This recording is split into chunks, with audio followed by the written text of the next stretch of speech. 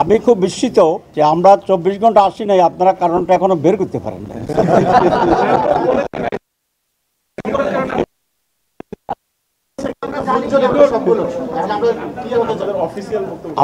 আপনারা দেখেছেন যে মাননীয় প্রধান উপদেষ্টা লন্ডন সফরের কিছু কিছু বিষয়ে আমরা আপত্তি জানিয়ে এবং প্রশ্ন করে একটা বিবৃতি আমরা দিয়েছি। সেই বিবৃতিটাই হচ্ছে ওনার লন্ডন সফরের ব্যাপারে আমাদের অফিসিয়াল স্ট্যান্ড, এবং এটা আমাদের নির্বাহী বৈঠকে হাইস্ট বডি, যেটা আমাদের অ্যাপেক্স বডি, সেই নির্বাহী বৈঠকের সিদ্ধান্ত ভিত্তিতেই এটা এবং অ্যাপ্রুভালের ভিত্তিতেই সেই স্টেটমেন্ট আমরা দিয়েছি।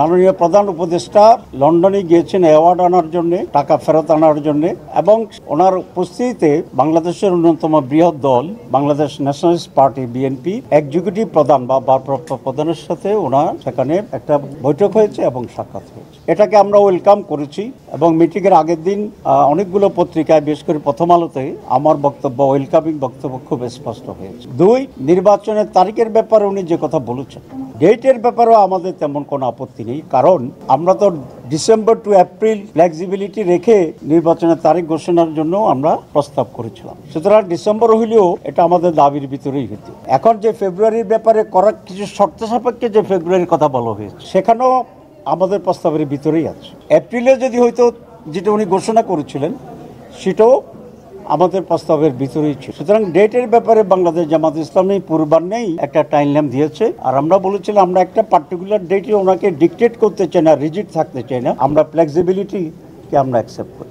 এখানেও আমাদের কোনো তেমন আপত্তি। আমরা যে জায়গাতে প্রশ্ন তুলেছি যে উনি জাতির উদ্দেশ্যে একটা ভাষণ দিয়েছেন, ভাষণ দিয়েই টেলিভিশনে একটা তারিখ ঘোষণা করছেন।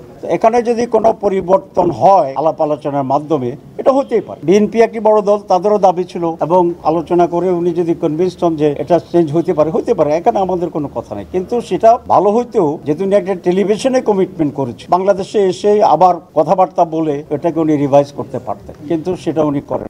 2, আমরা বিশ্বের সাথে দেখলাম যে উনি একটি দলের প্রতিনিধির সাথে জয়েন্ট স্টেটমেন্ট করেন, যৌথ বিবৃতি। এটা পৃথিবীর ইতিহাসে রিপিট আছে কিনা এক্সাম্পল আমাদের জানা নেই। বিভিন্ন দেশের সরকারের সাথে প্রধান বিরোধী দল বা পার্লামেন্টের প্রতিনিধিত্বকারী দলগুলোর সাথে মিটিং হয়।